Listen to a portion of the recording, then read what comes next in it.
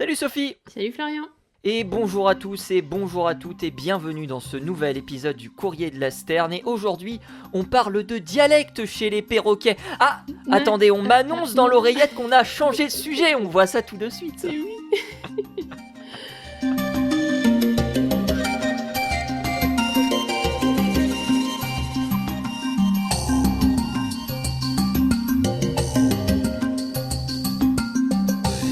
Comment ça va Sophie? Écoute, ça va.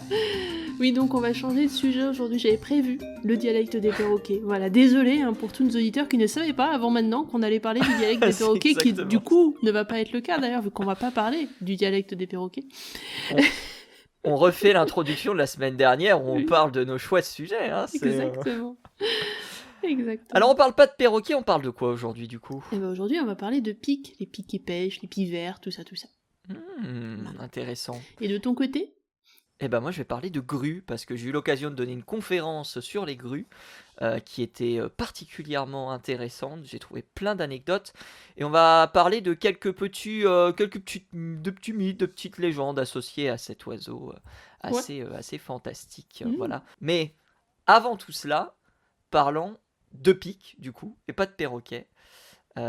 Et on va éviter d'avoir mal à la tête, c'est ça dans cette étude?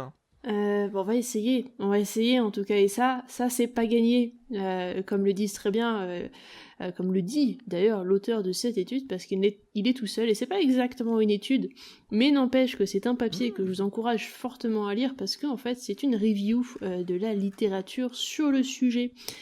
Alors, honnêtement, sans savoir que les pics, ils aiment tambouriner, ils aiment taper sur des trucs, voilà. C'est comme ça que ça marche. Et ces pics et leur manière de tambouriner a souvent posé des questions aux chercheurs qui se sont demandé mais comment est-ce que c'est possible que ces oiseaux tapent sur des trucs et qu'ils aient pas mal au crâne toute la journée? Exactement. Voilà. Et tu parles bien de tambourinage, très important de le différencier avec le terme martèlement, qui sont deux choses complètement différentes. Oui. Le martèlement servant à chercher la nourriture principalement, très peu sonore, sous l'écorce, que vous allez vraiment assez peu remarquer si vous êtes très peu familier avec les oiseaux. Et le tambourinage qui lui va servir à marquer son territoire ou à attirer un partenaire éventuel, parce que je crois que c'est les deux sexes qui pratiquent le tambourinage, si je dis pas de bêtises. Oui, bon après ça varie selon les espèces, Des fois il y a aussi des pics qui ont une sorte de... Alors, c'est pas exactement un chant, mais ils peuvent avoir des appels au milieu du tambourinage aussi, ça existe en fonction des espèces. Donc voilà, il y a des variations, évidemment. Et il y en a qui en font quasiment pas, genre le pic vert par exemple, qui lui se contente lui, il est plus sur de le crier, côté de chant. rigoler et de se nourrir au sol, contrairement à tous les autres pics. Voilà. C'est petit point sémantique, si jamais vous trouvez le terme tambourinage, vous saurez maintenant à quoi il est associé chez les pics. Je ne t'interromps plus ma chère Sophie. Mais ne t'en fais pas, tu es le bienvenu si tu as des commentaires, c'est pour ça qu'on est deux. Exactement. Mais oui, c'est... Voilà. Heureusement, je suis bienvenu dans ma propre émission. Mais voilà, mais oui. Donc bref, un super article aujourd'hui que je vous encourage à lire. Il est assez long quand même. Il a été publié dans The Anatomical Record. Il a été publié très récemment d'ailleurs parce qu'il a été accepté seulement en juillet dernier. Écrit par Monsieur Smoliga, James de son prénom, et ça s'intitule From Beaks to Brains, Challenges in Translating Woodpecker Biology into Traumatic Brain Injury Innovation. C'est un très très long nom d'article. C'est très long, ça prend 2 lignes entières. Donc des becs au cerveau, des challenges à traduire la biologie donc du pic en innovation contre les traumas crâniens.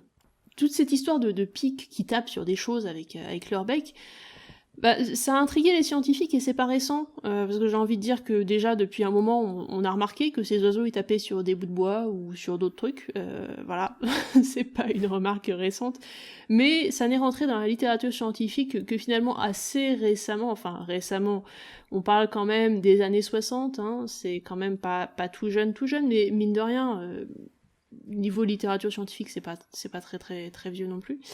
Et du coup, à partir de cette époque, on s'est posé la question, est-ce que le fait que ces oiseaux tapent sur des trucs, est-ce qu'il y a derrière une conséquence, est-ce que du coup ils ont mal au crâne, est-ce qu'il y a des traumatismes crâniens qui se développent, est-ce qu'il y a ce genre de choses, et est-ce que, vu que eux, visiblement, ils ont une certaine habitude de taper sur des trucs, est-ce qu'on pourrait pas utiliser les adaptations qu'ils ont certainement pour cette habitude de taper sur des machins, pour arriver à proposer des équipements pour les humains qui, eux, ont souvent des traumatismes crâniens, pour les protéger des chocs répétés, et donc pour éviter tous les problèmes de santé qu'on peut avoir derrière, notamment dans les sports de contact qui sont un peu rudes, on parle de la boxe évidemment, mais il y en a d'autres, le football américain, etc., qui du coup engendrent beaucoup de problèmes de santé, vu que le cerveau est assez malmené dans ces cas-là. On sait que lorsqu'on prend un choc traumatique, c'est ce qu'on appelle d'ailleurs une encéphalopathie traumatique chronique dans ce genre de sport, c'est-à-dire qu'en gros on va prendre des chocs répétés sur le crâne, ce qui fait que le cerveau va finir par venir se cogner contre le crâne de manière répétée, et ça va évidemment abîmer les neurones qui composent le cerveau, et le cerveau petit à petit va réduire en taille sur les zones qui ont été les plus abîmées. Ce qui est quand même un sacré problème, vous en conviendrez. Et donc, pour essayer de limiter tout ça, on a des équipements de sécurité, on a des casques, on a ce genre de choses. Mais ça résout pas tout. Mine de rien, on a toujours des gros problèmes avec les sports de contact et les blessures qu'on se fait à répétition au crâne. Et malheureusement, pour l'instant, on n'a pas encore de solution miracle pour empêcher ça. Donc, beaucoup d'études ont commencé à s'intéresser au pic et à sa capacité à frapper sur des trucs sans se faire mal au crâne. Du moins, c'est ce qu'on pensait, vu qu'après tout, c'est dans leur biologie, ils font ça régulièrement, ils tapent sur des machins et ils ont pas l'air de s'en plaindre. Donc on s'est dit qu'ils devaient forcément avoir des adaptations pour résister au traumatisme crânien et à tous les problèmes qui s'en suivaient, et on a commencé à étudier la tête du pic, et notamment les adaptations qu'il a pour ces chocs répétés. Alors, dans une tête de pic, qu'est-ce qu'on a ? On a, comme tout le monde, un cerveau, jusque-là tout va bien. Et puis vous avez un bec qui est assez long et un bec qui contient notamment une langue qui est très très particulière chez le pic, parce que cette langue, déjà, le bout est très dur et va être scindé en deux à l'arrière de la langue, et cette langue va se replier non pas au fond de la bouche comme chez tout être vivant normalement constitué, elle va se replier à l'arrière du crâne et elle va quasiment s'enrouler en fait autour du crâne entier.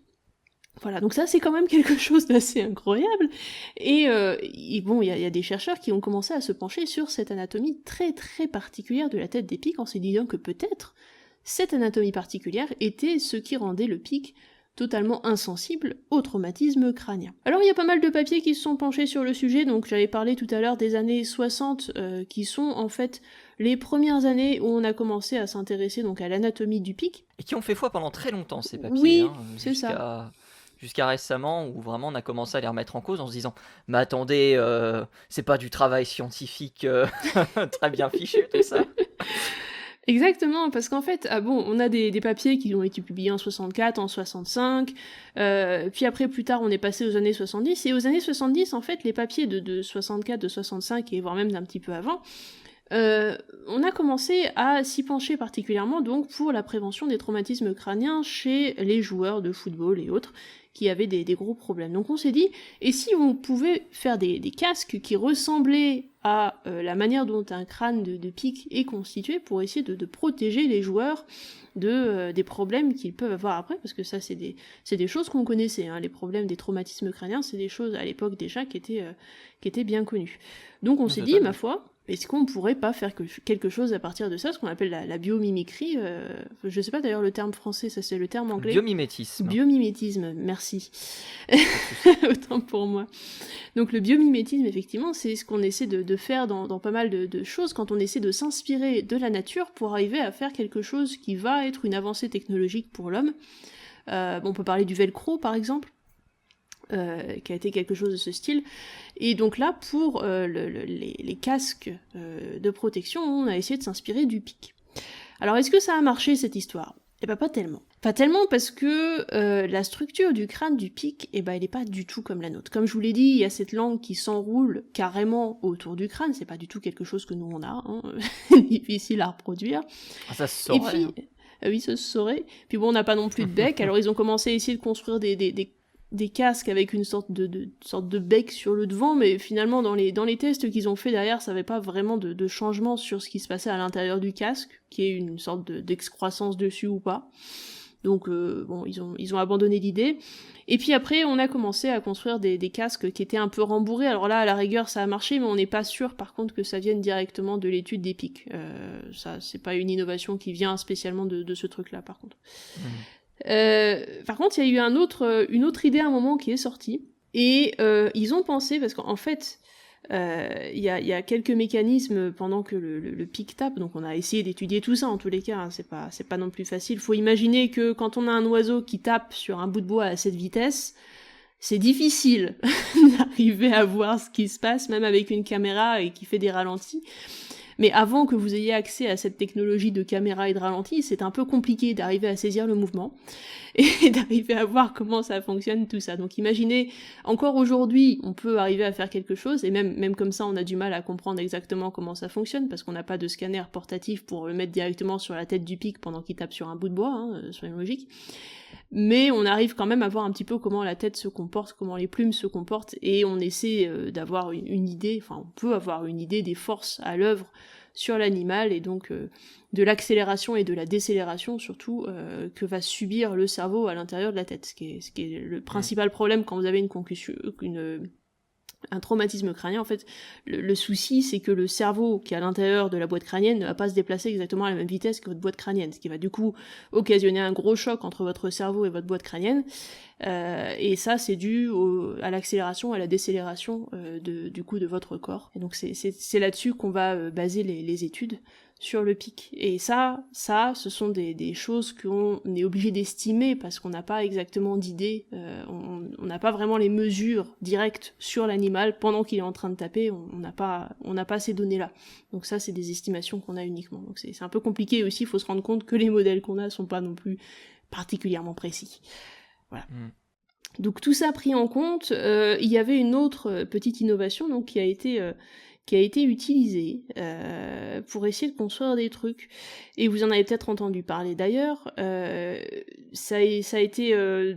alors, dans les années 2010, dans ces eaux-là, un certain David Smith a dit avoir découvert le secret du pic et le secret de sa résistance au traumatisme crânien, et il disait que c'était parce qu'ils avaient un muscle particulier qui venait comprimer la veine, la jugulaire, donc c'est ce que vous avez dans le cou, hein, c'est ces veines qui passent dans le cou qui sont assez importantes d'ailleurs, et qui contiennent le sang qui va notamment au cerveau.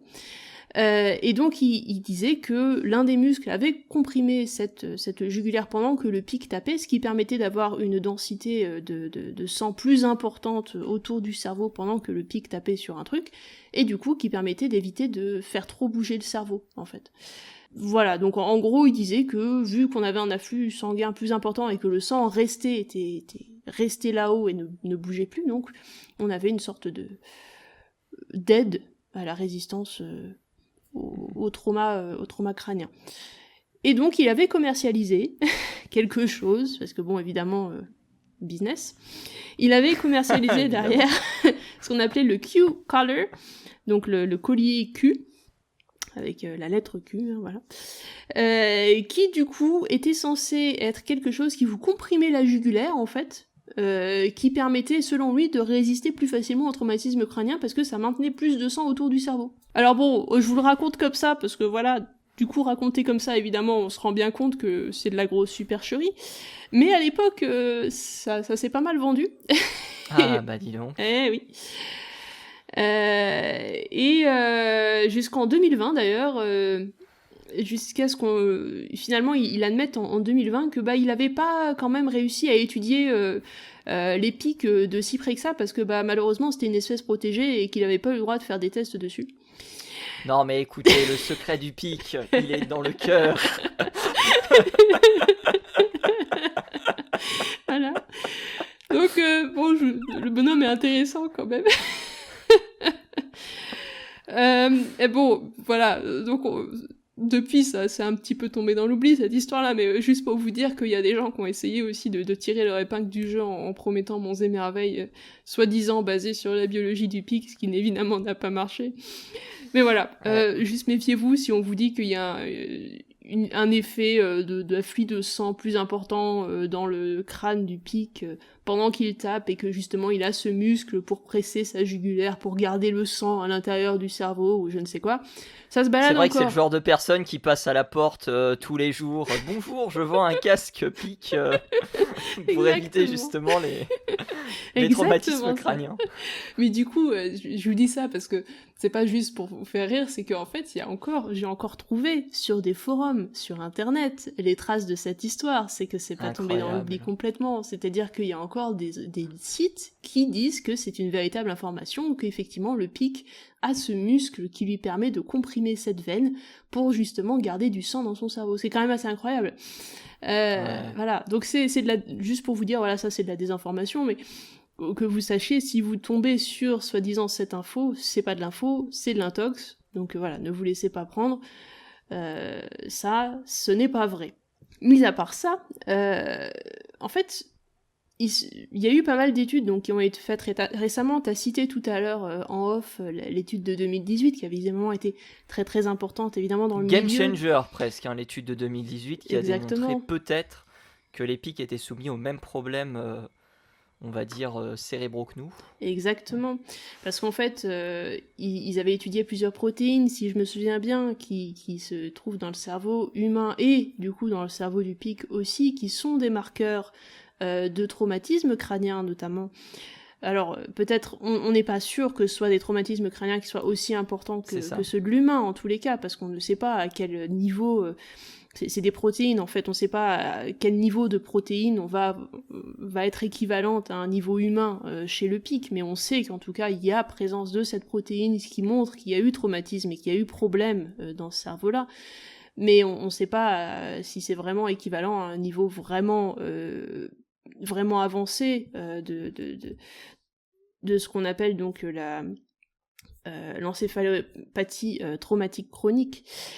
Mais en tout cas, on sait qu'il y a les mêmes phénomènes qui existent chez le pic que chez l'humain. Donc cette soi-disant structure de la boîte crânienne du pic qui est absolument résistante au choc, bah ça c'est pas vrai non plus. C'est quelque chose qui n'est pas fonctionnellement possible non plus, parce que vous imaginez bien que si vous avez quelque chose qui va amortir les chocs, en fait, fonctionnellement parlant, ça veut aussi dire que vous allez être moins efficace sur vos chocs eux-mêmes. Donc on a plus une tête de pic qui fonctionne plus comme un marteau-piqueur plutôt que comme un truc qui va être amortisseur, si vous voulez. On peut pas avoir les deux à la fois, c'est soit l'un soit l'autre. Donc en l'occurrence, là sur une tête de pic, on a vraiment un truc qui va taper, c'est pas du tout amorti. Donc on va pas avoir des mécanismes qui vont servir à réduire les chocs là-dedans, du moins il n'y en a pas beaucoup, parce que sinon ça va réduire l'utilité de la chose. Donc c'est pas très intéressant pour, de manière évolutionnairement parlant, j'ai envie de dire, c'est pas très intéressant du coup d'avoir beaucoup d'amortis sur le crâne du pic, ça va pas servir à grand chose. Donc c'est ce que disait l'article de 2018, on a la preuve que les pics ont plus ou moins les mêmes problèmes que les humains, grâce à ces marqueurs protéiques qu'on va retrouver dans leur cerveau, qui prouvent que oui, ils ont des traumatismes crâniens, et oui, potentiellement, ils ont aussi mal au crâne, hein, bah, comme nous, ça peut arriver. Mais là, ça allait même plus loin, puisqu'on parlait, je crois, de la maladie de Parkinson, ou quelque chose comme ça. Oui. Donc, grosso modo, c'était l'accumulation d'une protéine qui s'appelait la protéine Tau, qui est visible, justement, lors de la maladie de Parkinson. On a une accumulation de cette protéine dans le cerveau, et on voyait la même chose chez les pics. Donc, du coup, on peut en déduire... une certaine corrélation entre les deux, même si on ne sait pas si, comme le précisait Sophie, les pics ont la maladie de Parkinson ou autre, quoi. C'est ça. Alors c'est pas seulement la maladie de Parkinson, vu que la protéine Tau, c'est en fait... Alors cette protéine, pour faire un peu plus simple, parce que je vais pas non plus rentrer dans les détails, c'est la protéine qui va en fait maintenir certaines molécules des neurones ensemble. C'est-à-dire qu'en fait, un neurone, c'est constitué notamment des axones qui vont être il va y avoir une sorte de cytosquelette autour des neurones qui va leur sorte de bras, si on veut, qui vont connecter les neurones entre eux. Et donc ces longs bras vont être maintenus notamment par des protéines tau qui vont enserrer en fait ce cytosquelette pour le maintenir en un seul morceau. Et lors de la maladie de Parkinson et lors des traumas crâniens, ce qu'on va observer donc, ça va être une accumulation de protéines tau en dehors des neurones cette fois-ci. C'est-à-dire qu'elle va plus être autour des neurones pour les maintenir là où il faudrait qu'ils soient. Elle va en fait être séparée et va s'accumuler en petits tas à droite et à gauche, mais ne va plus enserrer les microtubes des neurones, le cytosquelette des neurones, et donc les neurones vont se désagréger petit à petit, et donc ces fameuses connexions vont se défaire entre les neurones, ce qui est embêtant parce que c'est ça, c'est ces connexions neuronales qui vont vraiment permettre à votre cerveau de fonctionner normalement. Donc sans connexion, ça marche plus. D'autant plus justement que l'étude que tu relates de 2024 est importante, puisque justement on pourrait peut-être avoir des clés nous permettant de comprendre comment justement on peut prévenir à l'avenir ces genres de traumatismes. Donc ce sont des études qui sont, je dirais, dans le domaine de l'ornithologie assez importantes, avec une application médicale assez intéressante pour des problèmes qui touchent des centaines de milliers, voire des millions de personnes chaque année, quoi. Bah, c'est pas pour rien que du coup il y avait pas mal de publications au final qui se sont intéressées à la biologie du pic, parce que effectivement on avait l'espoir en tous les cas que le pic pourrait aider à résoudre certains problèmes, et jusqu'à récemment on pensait encore que ça allait être possible. Sauf que, bah, comme le dit cette étude de 2024, qui est une review de la littérature, hein, je le rappelle, alors il y a eu quelques conclusions intéressantes dedans, mais c'est pas non plus, il y a pas vraiment de data particulièrement que vous retrouverez pas ailleurs, mais c'est vraiment une review qui vous montre que, bah, finalement, l'état des choses, le cerveau et la tête du pic est tellement différent de ce que nous on a en tant qu'humains que qu'on a retrouvé chez le pic, c'est pas applicable sur nous. C'est pas des choses qu'on va pouvoir appliquer.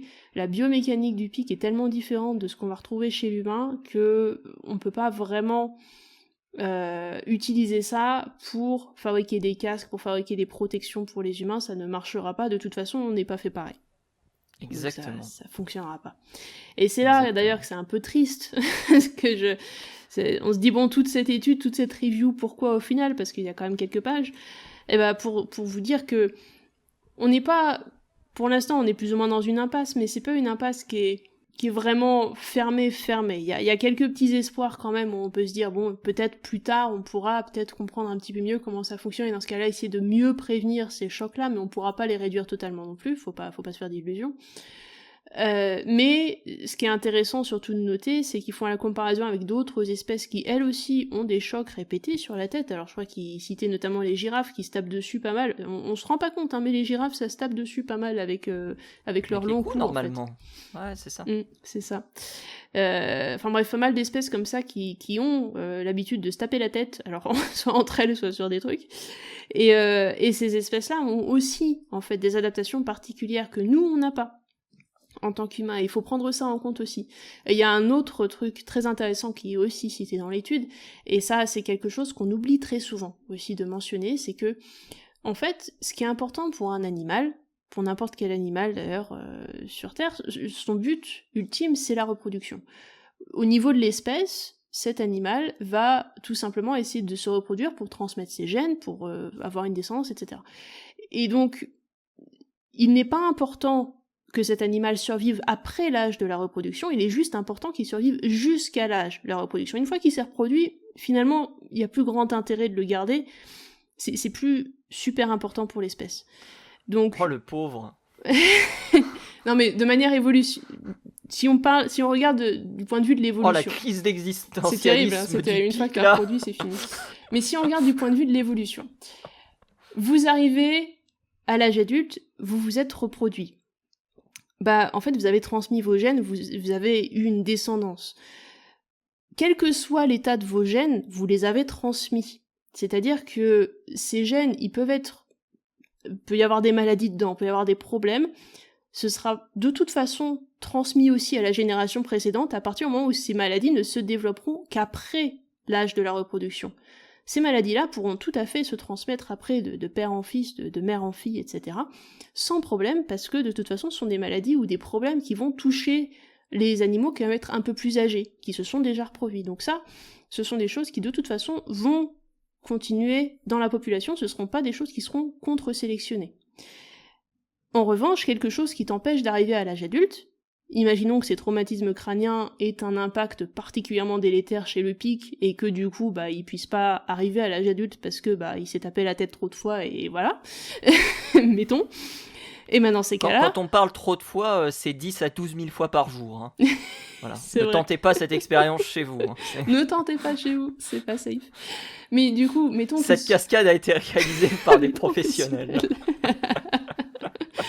Mais bon, mettons que voilà, vous avez ce pic qui s'est trop tapé la tête contre un mur et qui du coup, malheureusement, n'arrive pas à l'âge de la reproduction parce qu'il avait un défaut de fonctionnement quelque part, que sa tête n'était pas suffisamment résistante, que son bec s'est cassé, enfin j'en sais rien. Mais en gros, il a pas pu se reproduire. Du coup, dans ces cas-là, les gènes de ce pic qui n'a pas résisté à cet impact sur son crâne, finalement, ne seront pas transmis à la génération précédente. Mais imaginons que vous êtes un pic tout à fait normal, qui se tape aussi 12 000 fois la tête contre les murs tous les jours, et qui a quelques traumatismes crâniens, mais qui finalement arrive quand même à se reproduire derrière, ça l'empêche pas d'avoir une descendance. Et même si il n'est pas 100% protégé contre les traumas crâniens, il va quand même pouvoir se reproduire et transmettre ses gènes à la génération suivante, qui elle-même va pouvoir se reproduire, etc., etc., etc. Donc vous imaginez bien que même si, en fait, il y a des traumatismes crâniens chez le pic, ça n'empêche pas forcément de se reproduire. Ça veut pas dire qu'il n'y en a pas des traumatismes crâniens, ça veut dire que peut-être ils ne sont pas suffisamment délétères pour empêcher l'oiseau de se reproduire. C'est tout ce que ça veut dire. Et donc ça, c'est intéressant dans la conclusion de l'étude, ça veut dire qu'ils sont pas forcément immunisés, les pics. Ça veut juste dire qu'ils sont capables de résister jusqu'à l'âge adulte pour se reproduire, c'est tout. Et ça, c'est très intéressant. C'est très intéressant parce que d'un point de vue évolutif, c'est exactement ce qu'on voit avec tout ce qui est maladies chroniques qui sont pas forcément délétères tout de suite là maintenant, mais qui vont être peut-être un peu plus embêtantes pour l'individu un peu plus âgé, mais qui n'empêcheront pas forcément l'individu plus jeune de se reproduire. Donc c'est ça qui est intéressant en fait. Mais moi je me pose la question. Oui. Pour le pic vert, ça se passe comment ? Parce que il ne me semble pas qu'on ait eu de comparaison entre des oiseaux qui pratiquent le tambourinage de manière très régulière et des pics qui ne le font pas, comme par exemple le pic vert. Et je serais extrêmement curieux de savoir quelle est la différence de composition cérébrale entre les deux oiseaux, parce que le pic, comme tu l'as dit, a tout un tas d'innovations qui permet justement de tambouriner dans les arbres. Il a aussi des os spongieux qui permettent, on suppose, d'absorber les chocs lors de l'impact. Mais quid du pic vert ? Moi, je t'avoue, je serais très très curieux de savoir si le pic a ces mêmes problèmes ou s'il a d'autres innovations. Alors dans la revue de la littérature que j'ai lue et dans ce que j'ai pu lire à côté, j'ai pas vu la différence entre le pic vert et les autres. Je sais, mais je crois que ça s'est pas fait encore. C'est peut-être... Alors, je dis pas avoir lu toute la littérature non plus. Hein. Moi, je dis juste que pour l'instant, je n'ai pas lu... Comment, Sophie, tu n'as pas lu un article de 1891 ? Je ne comprends pas. Je suis désolée. Mais en tout cas... de ce que je connais de la littérature en question, je n'ai pas vu passer d'articles comme ça. Il faut aussi noter que la plupart de ces études ont été faites sur des espèces d'Amérique du Nord. Absolument. Voilà. Et en Amérique du Nord, il y a pas forcément de pivert. Voilà. Exactement. Donc à noter aussi, hein, c'est vrai qu'on a un biais de ce côté-là. Et puis je crois qu'il y avait un autre biais aussi pour l'étude de 2018, parce que je crois que les oiseaux étaient morts lorsqu'ils ont été étudiés, si je dis pas de bêtises.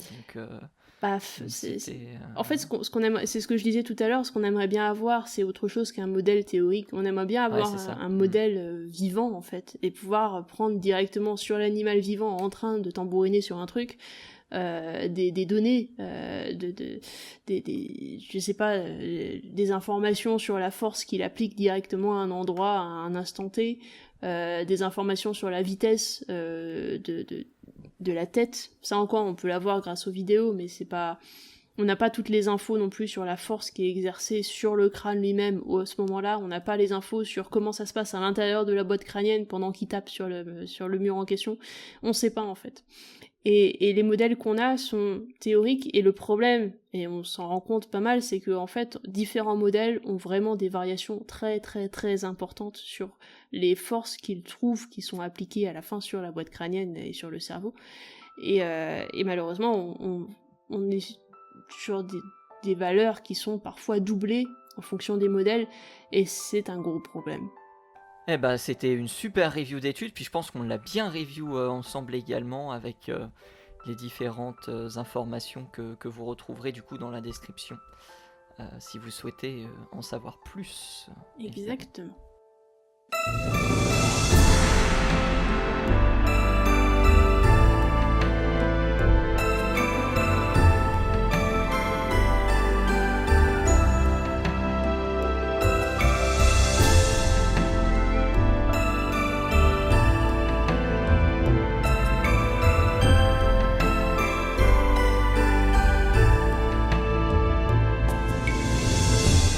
Sophie.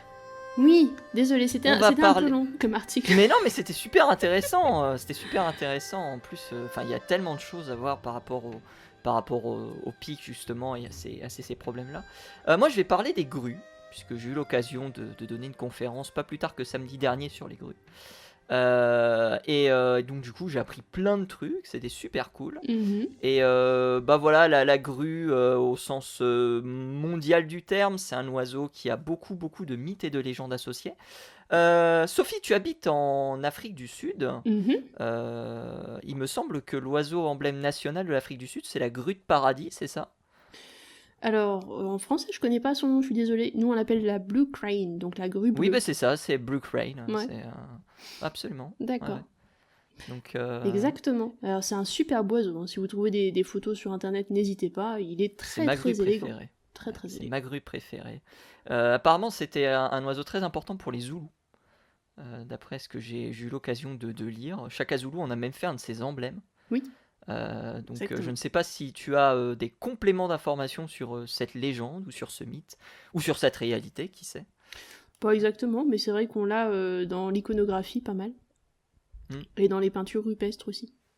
Ah ok, il y a les peintures rupestres où on a représentation de... on a représentation de beaucoup d'animaux et notamment d'oiseaux. Oui, bien sûr. Voilà. Et notamment de ça aussi. Incroyable. De ça, la pauvre grue de paradis là, qui n'a rien demandé. De ça. Ah, oui. Bon, après, on suppose que c'en est, mais le problème, c'est que c'est pas toujours très très détaillé, donc c'est beaucoup de suppositions, comme d'habitude. Bien sûr. Non, après, en Afrique, elle est pas mal représentée. Il y a la grue couronnée avec un mythe Bambara que j'aime beaucoup. Oui. Donc, Bambara, c'est des langues pratiquées en Afrique de l'Ouest, principalement. Afrique de l'Ouest, oui, absolument. Du côté du Mali, notamment. Et ce mythe vient du fait que la grue couronnée aurait apporté la parole aux hommes. Ouh, ça c'est intéressant. C'est joli, hein. C'est joli. Joli.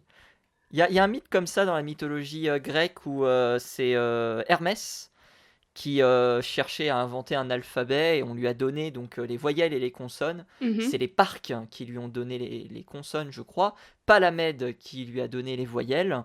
Et lui a constitué un alphabet en regardant les grues voler. En regardant les chevrons des grues volées qui passaient dans le ciel. Et c'est comme ça qu'est né l'un des premiers alphabets cunéiformes, selon la légende. Incroyable, hein. Mais il y a deux mythes sur lesquels je me suis beaucoup attardé lors de ces petites recherches. Il y a tout d'abord la Dongnae Crane Dance, qui se pratique donc dans... donc je ne sais plus si c'est une contrée, si c'est un département... si c'est une préfecture, en tout cas ça se pratique en Corée du Sud. D'accord. Et c'est grosso modo chaque année un festival qui est organisé où les gens s'habillent tout de blanc vêtus avec un chapeau noir représentant la grue. Et ils dansent comme les grues le font. Et il y a une étude qui est sortie donc en 2022 je crois, qui représente en fait l'intégralité des mouvements de cette danse et le symbole associé à l'oiseau en tant que tel. Ah ouais. Donc par exemple, on a le wawu wakai, je ne sais pas si je le prononce bien, mais grosso modo c'est étirer ses deux bras en l'air avec une ample couverture qui descend jusqu'au mollet, puisque les bras en fait il y a une très très longue traîne de manches qui descend, et cette image représente en fait la grue en train de flapper, pardon, j'ai utilisé le terme anglais, de battre des ailes sur place. Ah voilà. ouais. Et il y a comme ça, il y a 9 mouvements qui sont pratiqués.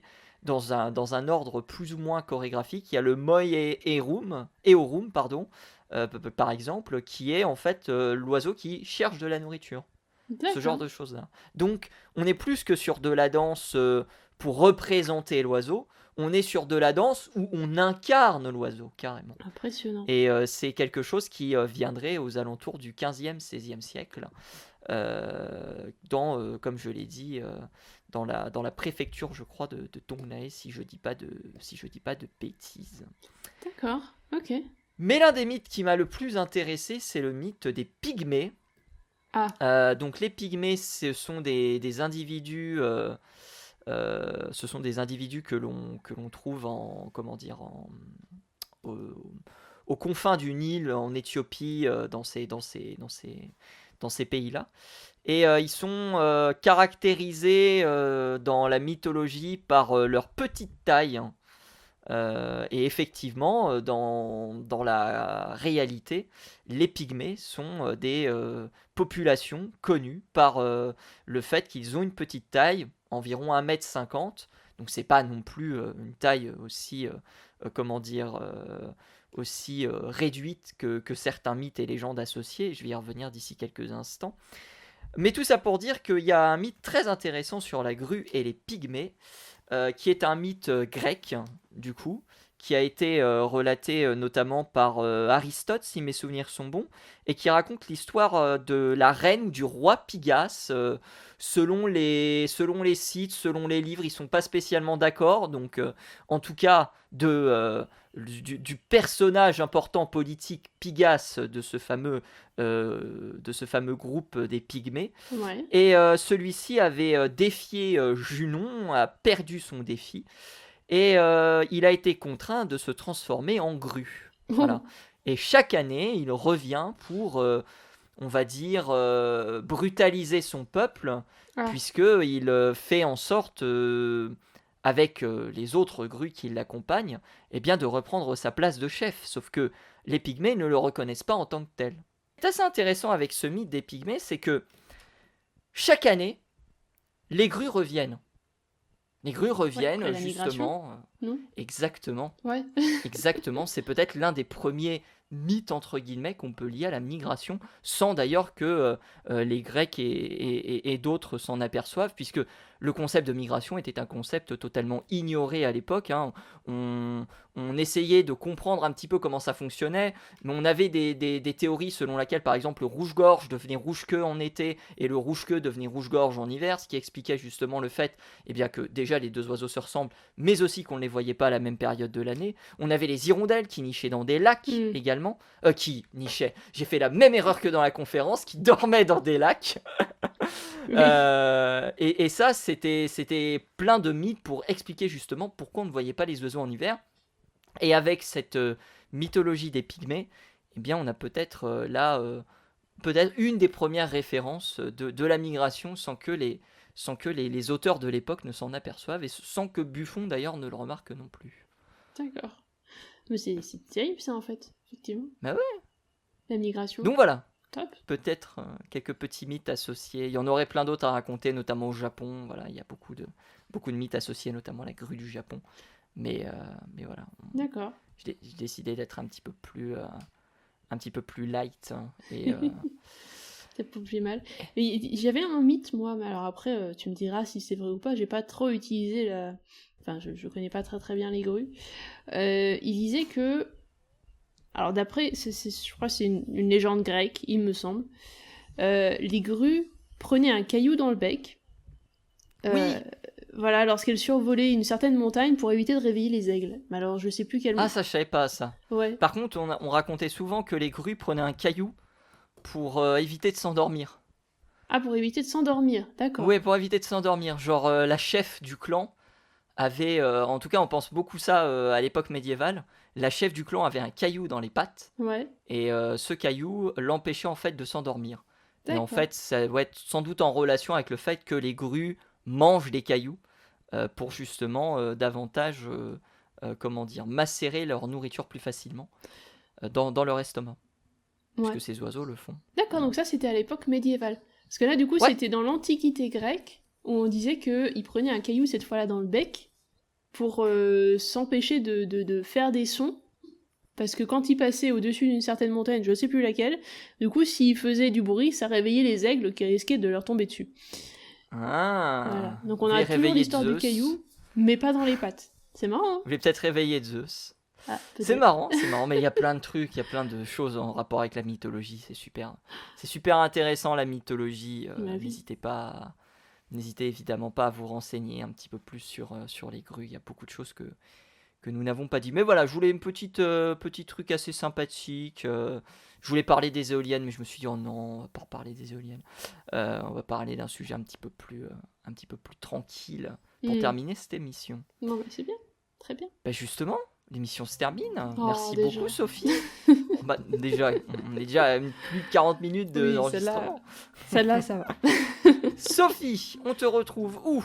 Eh bien, sur les réseaux sociaux habituels, Twitter, @leplumeux, Instagram de temps en temps, voilà, pas souvent, mais sinon sur YouTube, sur la chaîne Entracte Science, voilà. Et vous nous retrouvez bien évidemment sur toutes les plateformes de streaming, Spotify, sur Deezer, sur Apple Podcast. Vous retrouvez également les épisodes sur YouTube. Vous nous retrouvez la semaine prochaine si vous avez apprécié cet épisode du Courrier de la Sterne. N'hésitez évidemment pas à le partager, n'hésitez pas à partager l'émission et n'hésitez pas également à le commenter si vous avez des questions. On y répondra avec grand plaisir. Salut à tous, salut à toutes. À plus!